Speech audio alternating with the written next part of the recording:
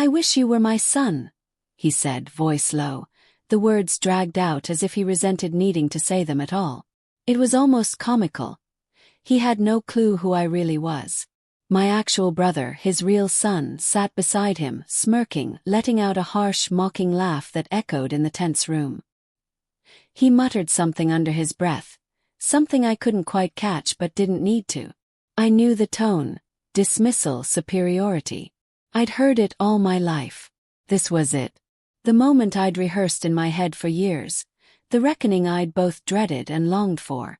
Time to finally face not just my family, but the buried ache of my past, the unanswered questions, the wounds that never quite healed.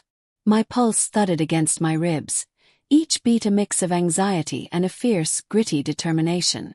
I wasn't that abandoned little girl anymore. I'd spent too long in the shadows. I was finished hiding. I'd dedicated years to building a life completely separate from theirs, a life of my own design, forged in the absence of their approval or love. I earned every inch of ground I stood on. And now, the irony. They'd come to me seeking help, oblivious to the fact that the person they were counting on was the very one they had cast aside. My name is Danielle. I'm 30. A lawyer, a wife, a mother. These aren't just titles. They're hard-won badges, proof of battles fought and won. If you're new to my story or you missed what I shared before, let me start at the beginning. You need the full picture to see why sitting here across from them is both surreal and inevitable. I grew up in a house where tradition was law, and expectations were as heavy as iron gates. There was a script for how life was supposed to go, and there wasn't any room to improvise. For a while I tried to fit myself into their mold, to be the daughter they wanted, quiet and compliant. But everything shifted the day my little brother was born. He became the center of their universe, the prodigal son destined to carry on the family name, the living embodiment of every hope they had. He could do no wrong. He drifted through life on a cushion of their endless praise. Me. I faded into the background, the afterthought. Just a girl, an extra piece in a story that didn't have room for her. I can still remember the way they looked at him, the pride, the joy. I used to wonder what it would feel like to be on the receiving end of that. I was 6 years old when they did what I can only describe as the unthinkable. They told me it was for my own good, that I'd have a better life, but the truth was obvious. They didn't want me anymore. They left me at an orphanage, walked away without a backward glance. I watched them leave, my heart pounding with confusion and betrayal, the image seared into my memory. Life in the orphanage was brutal. There was no softness, no comforting arms, no one to explain why I was suddenly alone. The other kids were tough, the caretakers overwhelmed. But it was there, in that harsh new world, that I learned to survive. I learned that if I wanted anything, a scrap of attention, a decent meal, a shot at something better, I'd have to fight for it myself. The pain of rejection fueled me. I buried myself in my studies, determined to prove to them, and to myself, that I wasn't the failure they decided I was. That stubborn streak, that refusal to give up, became my lifeline. I worked relentlessly, earning scholarships, clawing my way up from nothing. Law school was a battle, but I graduated with honors. Becoming a lawyer wasn't just about the career. It was about reclaiming power over my own story. Every win in court, every client I helped, was a small act of defiance against the people who'd written me off. I tried to leave my past behind to build something new. I married Mark, a man whose loyalty and steadiness anchored me in a way I never thought possible. We had a daughter, and every day she reminds me what unconditional love really is. She's bold, curious, and utterly alive. She's everything I wished I could have been at her age. She's also proof that I can be the mother I never had. Still, the shadows lingered. No matter how busy or successful I became, the question gnawed at me. Why did they leave me? What was so wrong with me that I was disposable? I tried to silence those thoughts, but late at night they crept back in. Eventually, curiosity won out. I searched for them online, half hoping they'd vanished, half dreading what I'd find. They'd built a business empire, their faces beaming from magazine covers, celebrated as pillars of the community. It stung more than I wanted to admit. I reached out to the orphanage, hoping for some sign that they'd tried to find me. The answer was as cold as I remembered. They never came back. Not once. Years passed. I told myself I didn't care, but part of me always did. Then the tables turned. Their business faltered. In desperation, they reached out to my firm for help. Pure chance, or fate maybe, landed their case on my desk. My boss had no idea about my past. He just saw another client in trouble and handed the file to me. They didn't recognize my name or my face. I didn't volunteer any information. I took their case not to save them, but to reclaim a piece of myself they tried to erase. Now here I am, sitting across from the family who decided I didn't matter, the people whose approval I used to crave. They still don't know who I am, and for now I prefer it that way. My goal isn't revenge, it's closure. If I can save their company, it will be on my terms, for my reasons. I want to prove to them, to myself, that I am not defined by their rejection. This is my story. Today is about meeting the gaze of those ghosts from my past, about standing firm in the life I've built, one I'm fiercely proud of. Who do you think you are, questioning me like that? My father demanded, his voice slicing through the heavy silence. He leaned back, arms crossed, eyes narrowed, daring me to challenge him. There was an edge of arrogance there, a lifetime of believing he was always the smartest man in the room. I held his gaze, my face calm even as my heart hammered inside my chest. I'm the person you hired to fix this, I replied, my voice steady and unwavering. If you want my help, I need to understand the full picture. That means honesty from everyone here. The tension was almost suffocating, thick with old resentments and unspoken truths. My brother snorted, shaking his head in disbelief. Unbelievable, he muttered, his tone dripping with contempt. We're supposed to air our dirty laundry to someone who has no idea what it takes to run a business like this? My father sighed, pinching the bridge of his nose, clearly frustrated. We don't need lectures. We need solutions. We've wasted enough time already. His words stung, but I didn't flinch. I'd spent years learning to keep my emotions locked behind a professional mask, to never let anyone, especially them, see me falter. Then let me do what you brought me here to do, I said, my resolve clear. It's your only shot at saving what's left of this company. He stared at me for a long moment, suspicion and impatience warring in his eyes. Finally, with a curt nod, he gestured me to continue. I opened the folder in front of me, spreading out the documents, my hands steady. As I began to lay out the facts, the numbers, the hard truths they'd been avoiding, I felt something shift inside me. This wasn't just about business. It was about finally taking my place at the table, not as their daughter, not as an outcast, but as the woman I'd become. They might never know the whole truth, but I did. And for the first time that was enough. I'd spent hours combing through the labyrinth of legal chaos, documents stacked high and emails flagged with red exclamation points, so I cut right to the heart of it. Let's start with the lawsuits, I said, trying to keep my tone as calm and measured as possible, even as the tension in the room pressed in. You're entangled in multiple disputes, contract breaches, outstanding invoices piling up, and several claims about unsafe working conditions at different sites. The negligence here isn't just a technicality. It could cost you millions. And we're not just talking about fines but potential criminal liability if things escalate.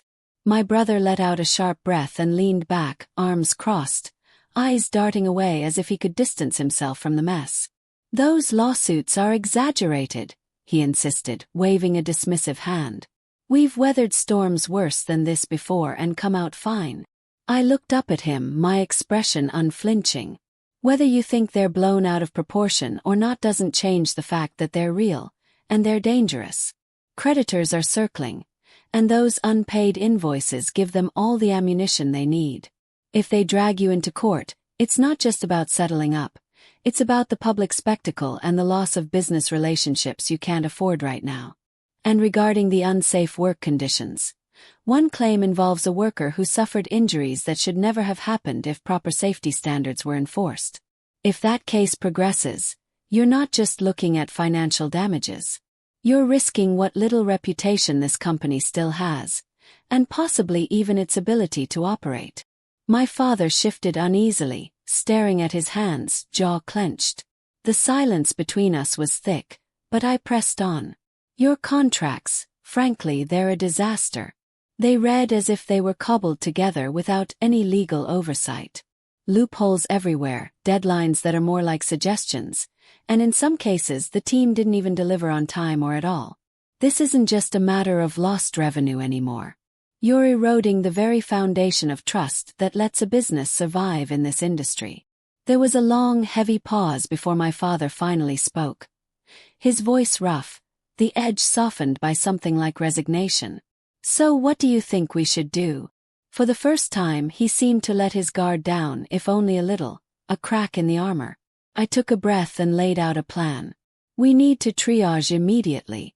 Prioritize the most damaging lawsuits and see if we can settle out of court before things get worse. Yes, it'll be painful and expensive, but that's better than the long-term cost of a public trial.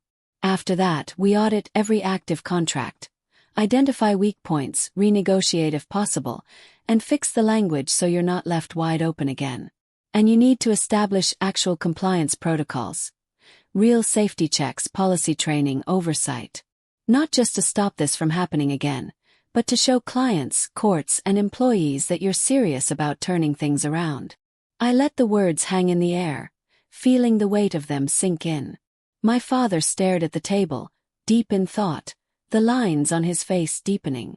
My brother scowled, clearly frustrated. That's a lot of damage control, he muttered, voice low. And it's going to cost us. A lot. Right now, damage control is your only option, I replied, steady and unwavering. If we do this right, you'll stop the bleeding and buy yourselves some time. Time to rebuild trust, to address the root of these problems, and maybe even salvage what's left of the company. That night, after tucking our daughter into bed and listening to her soft breathing, I found myself alone in the kitchen. The mug of tea in front of me had long gone cold. The dishwasher's steady hum was the only sound, a strange comfort in the stillness. Mark came in quietly, slid into the seat across from me, and studied me with that gentle, steady gaze of his. "Tough day?" he asked, voice soft, as if he already knew the answer. I let out a long, slow sigh, finally meeting his eyes. "It's more complicated than I ever imagined," I admitted. I knew working this case would get under my skin, but I didn't expect it to feel so personal, so tangled up with everything I thought I'd left behind. Now I'm wondering if I've crossed a line I can't come back from. He leaned forward, giving me his full attention. "What do you mean?" I hesitated, searching for the right words, my hands wrapped around the cooling mug for reassurance. "They don't know who I am, Mark. My father, my brother. They have no idea that the lawyer sitting across from them, the one they hired to save their company, is the daughter they abandoned. I have to look them in the eye and act like I'm just a professional, just another expert they brought in. Feels wrong. Like I'm betraying them, even though they're the ones who walked away."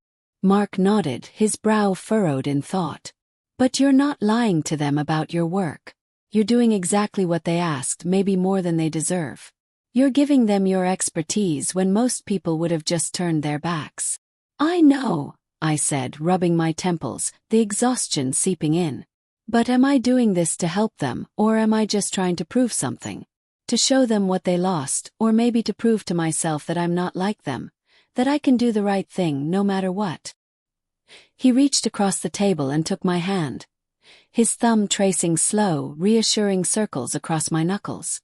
"You're allowed to feel conflicted. That doesn't make you weak. Just means you care even after everything. The important thing is you're acting with integrity. You always do what's right even when it costs you. If there's anyone who can walk this line without losing themselves, it's you."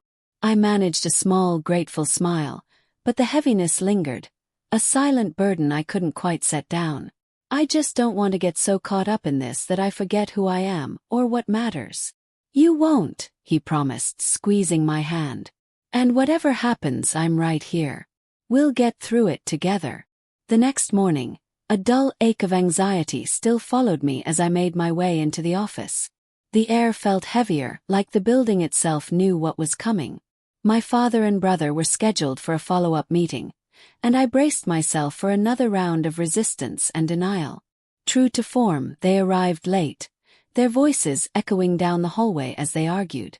My father's face was set in a stern scowl, while Benjamin wore a look of smug impatience, as if he'd already decided this was a waste of his time. I greeted them with practiced professionalism, trying to set the tone for what was ahead. Before we get into today's agenda, there's something urgent we need to address. I slid a thick file across the table. Your most pressing lawsuit right now is from a contractor suing for breach of contract. If this goes to trial, the damages they're seeking could be catastrophic, enough to sink the company outright. And this isn't a baseless threat. Their case is built on well-documented evidence. My father's expression darkened, his jaw tightening. That case is nonsense, he snapped, the defensiveness flaring up again. We've dealt with contractors like this before. They always want more than what's fair. With all due respect, I said, holding his gaze, the evidence is stacked against you. There are clear email trails, signed agreements, missed payments. Their claims aren't just allegations. They're substantiated with documentation. If you ignore this or try to bluff your way through, you'll lose. And the fallout won't just be financial. It'll send a message to every other contractor and client that your word can't be trusted. That's a death sentence in this business. I saw a flicker of uncertainty in my father's eyes, a crack in his certainty, and I pressed on, determined to make them see the reality before it was too late. If you don't settle, you're not just gambling with a lawsuit. You're putting your reputation, everything you've built, on the chopping block. I watched Benjamin roll his eyes, his impatience practically vibrating across the table. So what, you're saying we should just roll over and hand them a fat check? I steadied my voice, met his gaze, refusing to back down. What I'm saying is, a settlement isn't surrender. It's damage control. Every day this drags out, the costs climb. Legal fees, lost business, the rumor mill. You could win the case and still lose everything that matters. Your finances, your standing in the industry, your ability to sign the next deal. All of it's at risk. My father's jaw tightened. He leaned back, fingers drumming on the desk before he spoke. His words clipped. And how much is their pound of flesh going to cost us? His skepticism was sharp enough to cut. I slid the proposal across the table, letting the numbers speak first. This is a starting point, enough to resolve their claims, keep it out of the headlines, and protect what matters most, your business and your name. It's a compromise, not a defeat, and it's the cleanest exit we can manage right now. Benjamin snatched the offer, scanning it with a sneer. I can't believe this. We shouldn't give them a cent. They blew deadlines, cut corners, and now we're rewarding them. I kept my tone even, choosing my words with care. This isn't about what's fair, Benjamin, it's about what's smart. Dragging this into court would cost us at least twice as much, not to mention the headlines and the public scrutiny. This is about survival. My father pressed his fingers to his temples, closing his eyes. He didn't say anything, but the tension in his posture softened for a moment. A crack in the wall. After a stretch of silence he spoke, voice lower now. And the other lawsuits? The weight in his question was heavier than before. I drew a breath, feeling the pressure of their attention. There are 3 more. 2 are straightforward, similar complaints, similar solutions. But there's one, a workplace injury. If that goes to trial, there's real danger, not just financial but our reputation, the whole company brand.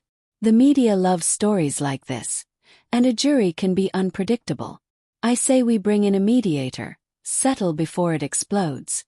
Fast, private, controlled. Benjamin scoffed, tossing the paper back, as if it burned his fingers. You're acting like this company's on the verge of collapse. I let the frustration show for once, meeting his glare. That's because it is, Benjamin. If you keep pretending this isn't real, you'll wake up to find there's nothing left to salvage. That night, after the tension of the meeting had faded but the worries still pressed in, I found myself in my daughter's room. She was already drifting off, her tiny hand curled around my finger. For a moment the world fell away. I was back in that cold, echoing orphanage, clutching a worn blanket, listening for footsteps that never came. I could still hear my mother's voice, brittle with regret, telling me she had no choice, that this was for the best. Promises whispered and broken in the same breath. My father hadn't even bothered to say goodbye. Too proud, too angry, or maybe just too afraid to face me. I can still see the back of my mother as she walked away, my cries ricocheting down the hall, the door closing with a final hollow thud. Now, with my daughter's soft breaths in the quiet, I felt a fierce resolve harden inside me. I would never let her feel that emptiness, that aching sense of being cast aside. She would never wonder if she was loved, never feel invisible or unwanted. In that moment, holding her, I vowed to rewrite the story my parents had left me. In the weeks that followed, I noticed small, almost imperceptible shifts in my father. The edge in his voice dulled. His criticisms less frequent. When I spoke, he listened. Not just out of obligation, but with genuine consideration. Sometimes he'd even nod or ask thoughtful questions about my legal strategy. It was a change so subtle I almost missed it, but it was there. For the first time, he seemed to see me as more than a liability or a reminder of his own shortcomings. Meanwhile, his patience with Benjamin thinned. Benjamin's interruptions, his defensiveness, began to irritate my father in ways I'd never seen. More and more, my father would cut him off or fix him with a look that brooked no argument. Once, during a heated contract review, my father's frustration boiled over. "If you'd managed things from the start, we wouldn't be here cleaning up your mess," he snapped. The room went silent, Benjamin's bravado crumbling just a little. Kept my head down, focused on the work. It was strange, unsettling even, to feel the axis shifting. My father, for so long aligned with Benjamin, now turning toward me. I could have pointed out the irony, the years I'd spent invisible while Benjamin drew all the praise, but I didn't.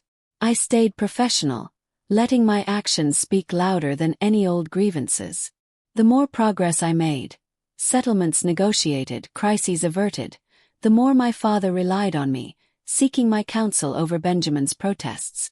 The alliance that had excluded me for so long was showing cracks, but I didn't let myself revel in it.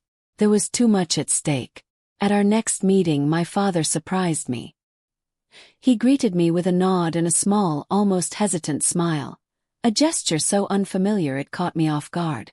As I updated him on the lawsuits, he listened, never once interrupting or dismissing my ideas. When I finished outlining my approach to the injury claim, he actually said, "That's a good strategy." The words landed with the weight of a blessing, unexpected and quietly momentous. I kept my composure, jotting down notes, but inside, something loosened in my chest. Throughout the meeting, his comments became more personal, edged with a grudging admiration. "You're sharp," he muttered half to himself as I detailed my plan. "Methodical. You remind me of someone." I looked at him, unsure if I wanted to know who he meant, but he only sighed a deep, weary sound and leaned back. For a moment I thought he might say more, but instead he just watched me, his expression unreadable. That evening, as I left the office, I realized that something fundamental had changed between us. Respect, once withheld, was starting to take root. Fragile, uncertain, but real. It wasn't forgiveness, not yet, and it didn't erase the past, but it was a beginning. And for the first time in a long while I allowed myself to hope. "Your precision, the way you always think 2 steps ahead, it reminds me of my wife." His voice softened, the edges of his words blurring with memory. "She had this way of cutting through all the noise and finding the right path. She passed away last year. She would have liked you." Hearing those words was like being struck by lightning, a sudden jolt that left me raw and exposed. The mention of my mother, the woman I'd spent half my life trying to forget, hit me harder than I could have anticipated. For a long moment, it felt as if the air had been sucked out of the room, the walls pressing in on me, making it hard to breathe. My mother. The same woman who'd left me alone at that orphanage, who'd shattered every promise, who'd never looked back. Now she was truly gone, and with that finality came a wave of grief and anger I hadn't known was still inside me.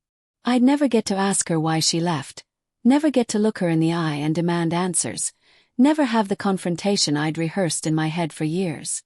That realization opened an old wound, sharp and fresh. I wanted to scream, to let all that pain and resentment pour out right then and there. But I didn't. Instead, I forced myself to swallow the storm raging inside me, managed a polite nod, and said, "Thank you," my voice steady even as my heart thudded in my chest.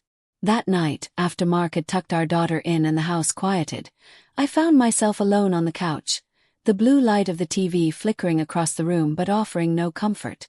I stared through the images, barely registering the sound, lost in the labyrinth of my thoughts. When Mark finally came in, he was carrying 2 mugs of tea, the steam curling up between us. He set one in front of me and settled beside me, his presence a quiet anchor. He watched me for a moment, his gaze gentle but searching, the look he always gave me when he sensed something wasn't right. "You've been quiet since you got home," he said softly, his voice drawing me back from my spiraling thoughts. "What's going on?" I sighed, wrapping my hands around the mug, grateful for its warmth. "My dad mentioned my mom today," I said at last, the words coming out heavy. "He told me I remind him of her, that she would have liked me." Mark's eyebrows lifted, concern and curiosity mingling in his eyes. "How'd that make you feel?" "Awful," I admitted, shaking my head and letting the vulnerability show. "Not just because he said it, but because she's gone. I didn't even know she'd died until now. All this time I thought maybe I'd get my chance to ask her why she left me, why she never tried to come back. And hearing him talk about her like she was some kind of saint, it felt like a betrayal. It was like he was rewriting the past, painting her as someone I never knew." Mark reached over, his hand settling on mine, grounding me. "Makes sense you'd feel that way. You've carried this pain for so long and now it's coming back in ways you didn't expect. But Danielle, you don't need her answers to move forward. You've built something beautiful from the pieces she left behind." I managed a small, grateful smile, even as my thoughts swirled. "I know," I whispered, "but sometimes I wonder if hearing his version of her will change how I remember her, or if that even matters anymore. It's like I'm afraid I'll lose even the anger that's kept me going." Mark squeezed my hand, his thumb brushing over my knuckles. "Whatever happens, you'll handle it. You always do, with strength and grace." He said it with absolute certainty, as though he could see the path ahead for me even when I couldn't. In the weeks that followed, life shifted in subtle but significant ways. The lawsuits that had once seemed insurmountable were either settled or set for mediation. The contracts, once riddled with loopholes and empty promises, were renegotiated with terms that actually protected the business and the people who depended on it. Compliance protocols, something the company had always treated as an afterthought, were put in place and rigorously enforced. It was far from easy. There were long days and sleepless nights, tense board meetings, moments when tempers flared and old habits threatened to resurface. But gradually, almost imperceptibly at first, things began to stabilize. The staff started to trust the changes, and a sense of hope crept back into the halls. It wasn't just about fixing numbers on a spreadsheet or checking boxes. It was about restoring faith, about proving that the past didn't have to dictate the future. By the time the day of the final meeting arrived, the atmosphere was different. I walked into the conference room with a quiet sense of accomplishment, a feeling I hadn't allowed myself to hope for at the start. My father and brother were already there, their faces serious but lacking the hostility that had once been so thick between us. My father even rose from his chair as I entered, a gesture that, small as it was, sent a ripple of surprise through me. "Well," he began, clearing his throat and looking at me with something almost like respect, "I think we all owe you a thanks for everything." His voice was awkward, the words clearly unfamiliar, but I heard the sincerity behind them. My brother, never one for sentiment, crossed his arms and rolled his eyes. "Let's not get carried away," he muttered, unable to resist the urge to undercut the moment. "We're not out of the woods." I kept my focus on the papers in front of me, refusing to let his cynicism pull me back into old patterns. No, you're not, I agreed, my tone even. But you're on the right track now. This restructuring gives you a real chance, if you follow through and don't slip back into old habits. My father nodded, his expression difficult to read but his posture more open than I'd ever seen. We'll make sure of it. This company means everything to us. I paused, studying the man who had once made me feel invisible, who had walked away from me as if I were expendable. Good, I said, my voice steady. Then my job here is done. As I began to gather my papers, Benjamin leaned back in his chair, a smirk tugging at his lips, the same smug look he'd worn since childhood. Well, I guess even a blind squirrel finds a nut sometimes, he said with a sneer, unable to let go of his old resentments. I froze, the familiar urge to lash out rising in me. But before I could speak, my father's hand slammed down on the table, the sound echoing through the room like a gunshot. Enough, Benjamin, he barked, his voice sharp with a fury I'd never heard before. Both Benjamin and I turned to look at him, stunned. His face was taut, his eyes blazing with a frustration that seemed decades in the making. That's enough out of you. Benjamin blinked, clearly caught off guard. He opened his mouth, searching for a retort, but nothing came. For once he was speechless. Then my father turned to me, and something in his expression softened. The fire faded, replaced by an unfamiliar vulnerability. He looked at me, not through me, not past me, but at me, as if truly seeing me for the first time. His voice was quiet, but the words carried the weight of everything we'd never said. I wish you were my son. The world seemed to stop. The clock on the wall ticked, loud and insistent, but inside me there was only silence. My hands trembled as I looked at him, unsure if I should feel vindicated or wounded all over again. This was the moment I'd imagined so many times. My father finally acknowledging me, finally recognizing my worth. And yet, the words were bittersweet, laced with regret for the years lost, the love withheld. I took a deep breath, willing myself to find the courage that had carried me this far. I pushed my chair back and stood, meeting his gaze steadily.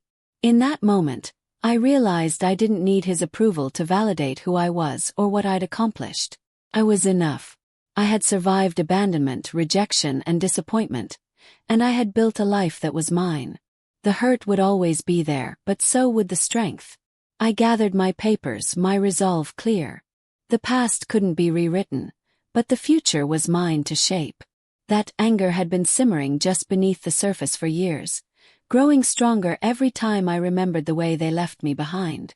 So many nights I'd lain awake, replaying the moment they walked away, their absence echoing louder than any words ever could. Now, as I sat across from my father, I forced myself to steady my voice, though I knew he could hear the pain layered beneath it. I'm not your son, I began, my words deliberate and heavy. You lost the right to call me your daughter the day you left me at that orphanage. I watched as the color drained from his cheeks, the self-assured expression he always wore dissolving into something far more vulnerable. Benjamin, who'd sat beside him with that same smug confidence, now stared at me in open bewilderment, his eyebrows knitting together in confusion. My father's lips parted as if to speak, but no sound came out. For the first time, I saw the weight of my words settle on him, saw the dawning realization of what he'd done, and how deeply it had wounded me. I pressed on, my voice rising, unable to keep the years of pain from spilling over. You didn't even have the guts to look me in the eye when you left. You made her, my mother, do your dirty work. She was the one who had to pull herself away from me while I sobbed and begged her not to go. And you just let it happen. You both disappeared from my life without a single glance back. Not one word, not one letter. I paused, breath trembling, as if every word cost me a little more than the last. I'd carried this pain around for so long, it had become a part of me. Now letting it out I felt both raw and lighter. You left me, I said, voice breaking. You never cared what that would do to me. I spent my whole life wondering why I wasn't enough. Why I wasn't worth the effort it would have taken to stay. All these years I've been haunted by the question of what I did wrong, what made me so easy to leave behind. I glanced at him across the table, the man who now wanted me to save the company he'd chosen over being my father. I could see the desperation in his eyes, the pleading that hadn't been there before. For once, he looked smaller than I remembered, less like the imposing figure from my childhood, and more like a man who'd finally been forced to see his own reflection. Well, I did it. I saved your company, Dad. My words hung in the air between us, sharp and undeniable. He just stared at me, his face ashen, fingers digging into the edge of the table as though he needed something solid to hold on to. And for the first time, I thought I saw real shame flicker in his eyes, a silent acknowledgement of the years he could never get back, of the child he'd left behind. Before he could muster a response, I turned to Benjamin. The confusion on his face was deeper now, a dawning realization that he was missing something critical. You don't even know who I am, do you? I asked, my voice trembling with anger and disbelief. He blinked rapidly, brow furrowed in frustration. What are you talking about? His tone was sharp, defensive, as if he could ward off the truth with bluster alone. I let out a hollow, bitter laugh. Of course you don't. They never told you. I bet no one ever mentioned the sister they abandoned, the one they pretended didn't exist so they could start over. Sitting up straighter, I felt my hands finally stop shaking. The anger that had fueled me was giving way to something steadier, more resolute. I saved your company, I repeated, this time with conviction. But I didn't do it for you. I didn't do it for Benjamin or for anyone else. I did it to prove to myself that I could be more than what you made me, that I could rise above your choices, that I could become someone strong and whole in spite of you. My father tried to interrupt, but I held up a hand, silencing him. We're done now, I said, my tone final. Whatever tie we might have shared was broken the day you walked away. Nothing you say can change that. I turned back to Benjamin, looking him straight in the eye. I'm not angry at you. You didn't know. But you do now. I hope you use that knowledge to be better than the people who raised you, to do right by those who depend on you. But don't expect me to stay and help you figure it out. He looked utterly lost, the arrogance that had colored his features replaced by genuine uncertainty. Maybe, for the first time in his life, he was seeing the world through someone else's eyes. The truth was finally settling in, and I could see how unsteady it made him. But I wasn't there to guide him, not anymore. I'd spent too long carrying other people's burdens. Finally, I turned back to my father. My voice softened just a fraction as I let the anger ebb away. If you taught me anything, it was exactly what kind of person I never want to become. So, in your own way, you gave me the clearest sense of direction I could have asked for. For that, I suppose I owe you some thanks. I gathered my things, feeling lighter with each movement. With one last look at the two men I'd once called family, I walked out, leaving them both to face the consequences of their choices. I didn't look back. I didn't need to. That night, the world felt different. Curled up on the couch, my daughter in my arms and her tiny fingers wrapped tightly around mine, I felt the warmth of the life I'd built for myself.